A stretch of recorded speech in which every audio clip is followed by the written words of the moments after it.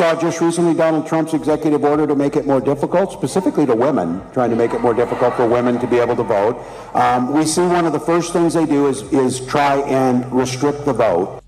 Wait, so Trump is making it more difficult for women to vote? How so? Math problems? But it's further proof that the most dangerous thing for a leftist is a follow-up question, which is why you never hear any. But I guess questioning elections is okay now. But the best moment came when Walz forgot who he is. Everyone's saying it out loud now.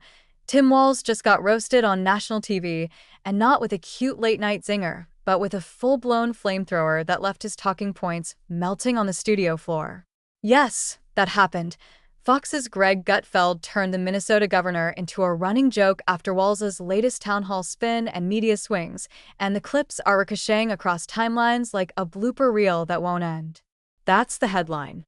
Now, second hits harder than the last. Tim Walz continues to be criticized for embellishing his rank in service. After it came out over the weekend, he once claimed to be an official bikini inspector.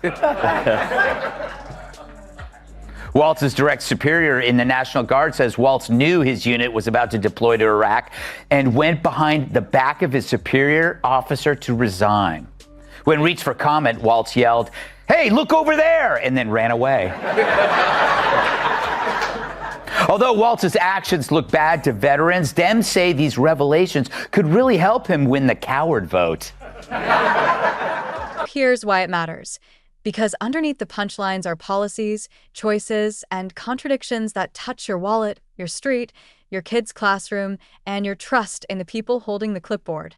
Stay with me, because in the next few minutes, we're unpacking the economy that feels like a treadmill on max incline, the crime plan that plays like elevator music during a fire alarm, the classroom rewrites nobody asked for, a pandemic playbook that seemed to change with the wind, and a budget surplus that somehow disappeared faster than the free samples at Costco. And I'll show you the single clip.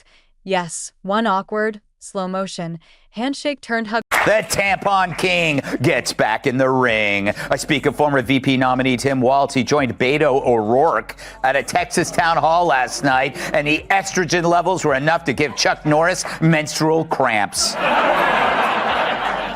I wonder, is our strength our diversity? Our strength is our diversity. We've been talking about this for years as a country of immigrants, and we let them define the issue on immigration. We let them define the issue on D&I.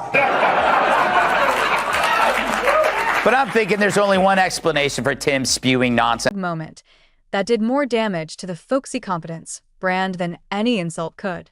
Click confirmed, stakes on the table, and here come the open loops.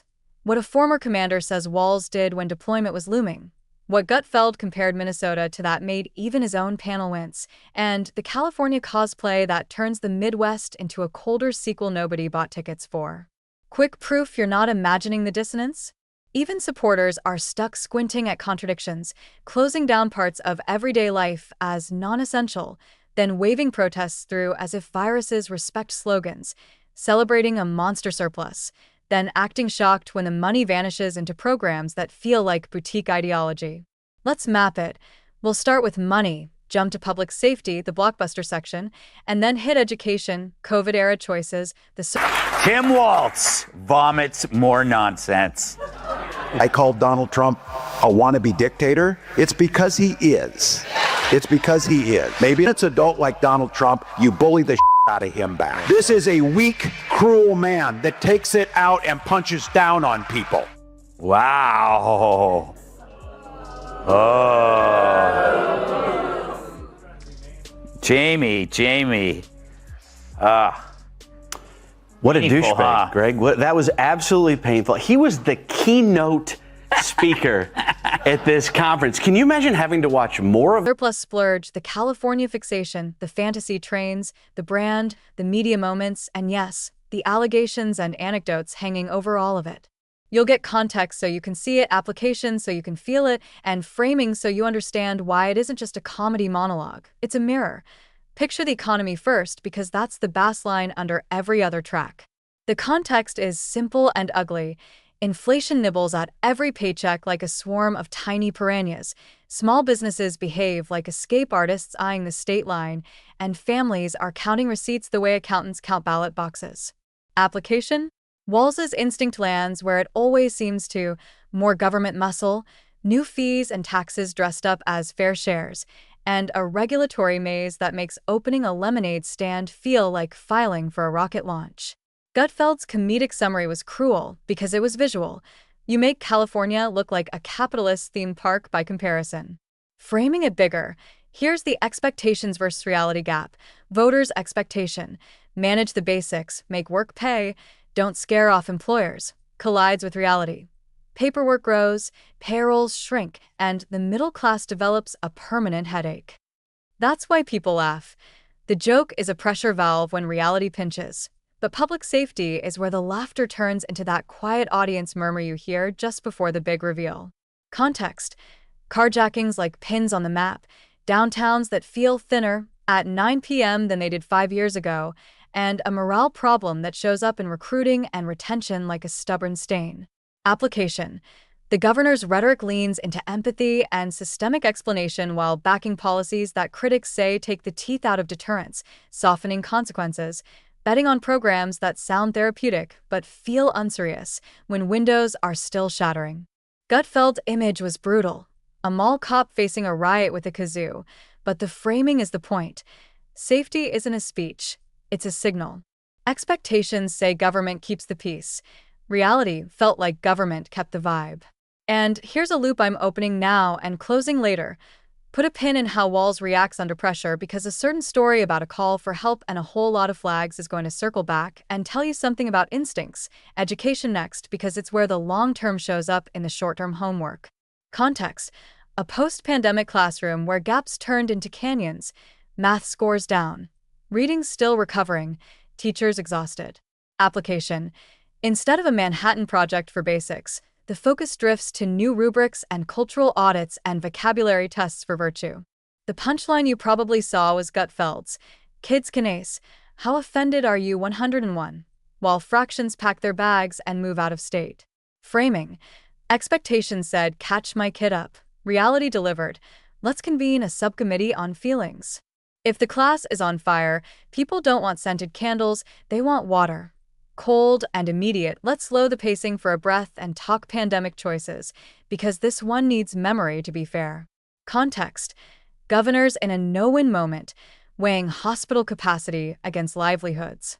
Application: Walz took the heavy-handed road, closures, fines, legal fights with bar owners and churches, while simultaneously signaling that mass demonstrations had to carve out the size of a city block. The impression that political speech got a hall pass while Grandma's bingo night got a citation was a brand wound, not a policy footnote. Gutfeld feasted on it because hypocrisy is comedy rocket fuel. Framing: expectations said one rule for all. Reality felt like one rule for you, a different rule for my cause.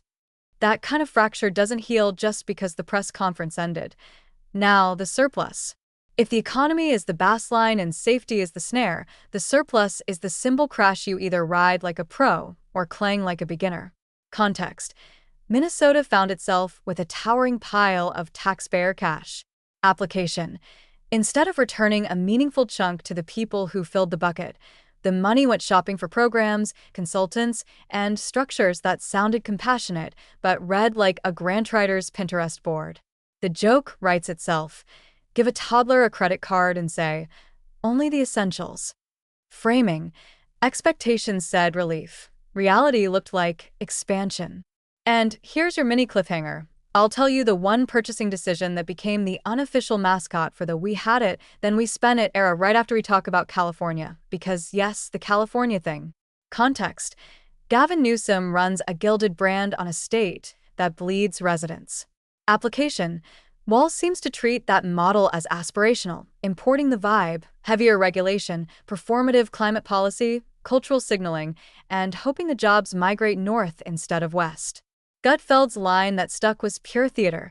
If Newsom is the shampoo commercial with a Bond villain grin, Walz feels like the understudy who wandered on mid-scene and started improv in Pig Latin. Framing: Expectations say the Midwest should keep its common sense engine tuned. Reality looks like a climate-controlled sequel to a coastal script that already lost its audience. Translation: people aren't asking for Snow Globe San Francisco. Transportation is where the cosplay turns practical. Context: roads that sound like maracas when you drive them, commutes that eat mornings like a hungry dog. Application: out comes the glittering promise of a bullet train, the pet project that wins headlines and bleeds calendars, while asphalt groans for attention. The image Gutfeld leaned into was Hogwarts on rails. Fantasy: cloaks optional, arrival date TBD. Framing: expectations said fill the pothole, reality offered trust the feasibility study. You know how this plays with voters. You can hear the steering wheel sighs from here. Let's pivot to brand and communication, because style either carries substance or exposes it.